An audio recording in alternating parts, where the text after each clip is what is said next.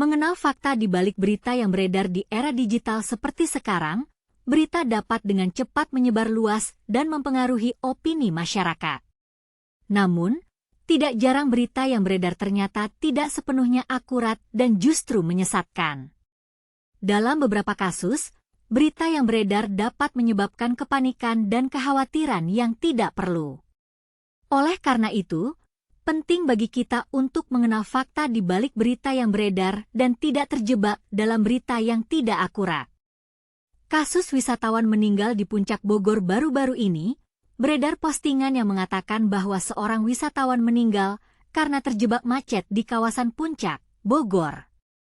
Namun, polisi mengungkapkan fakta yang sebenarnya bahwa korban meninggal dunia karena sakit saat berada di lokasi wisata.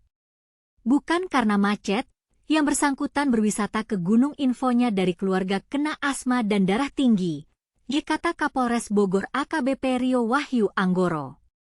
Dari hasil penyelidikan, korban berinisial N, 56, bersama keluarganya berwisata ke agrowisata Gunung Mas Puncak pada Minggu 15 September.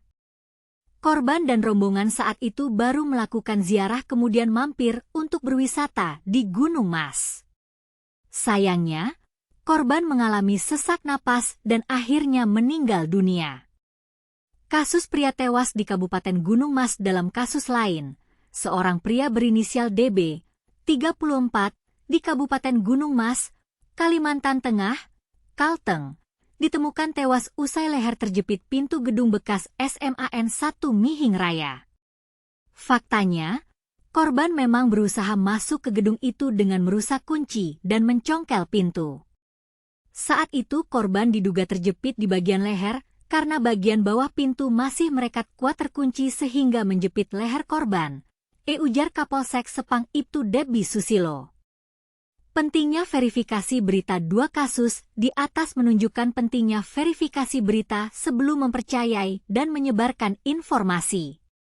Berita yang tidak akurat dapat menyebabkan kepanikan dan kekhawatiran yang tidak perlu. Oleh karena itu, kita harus lebih selektif dalam memilih sumber berita dan tidak terburu-buru dalam menyebarkan informasi. Teks anekdot. Jenis cerita yang menghibur dan mengkritik. Teks anekdot adalah jenis cerita singkat yang menghibur karena mengandung unsur humor sekaligus berisi kritik atau sindiran. Menurut Kabul Prasetya dan Dedi Wijayanti, anekdot mengangkat cerita tentang tokoh penting atau terkenal yang biasanya didasarkan pada kejadian nyata, tetapi sering ditambah dengan unsur rekaan. Tujuan utama dari teks anekdot adalah untuk menghibur dan membangkitkan tawa, namun juga bertujuan untuk menyampaikan kebenaran yang lebih luas melalui kisah yang dibuat. Teks anekdot seringkali menggambarkan tokoh dari sudut pandang umum yang dinilai masyarakat dan dapat berfungsi sebagai sindiran atau kritikan untuk membuka pikiran pembaca. Anekdot dapat membahas berbagai topik, seperti politik, hukum, dan pendidikan.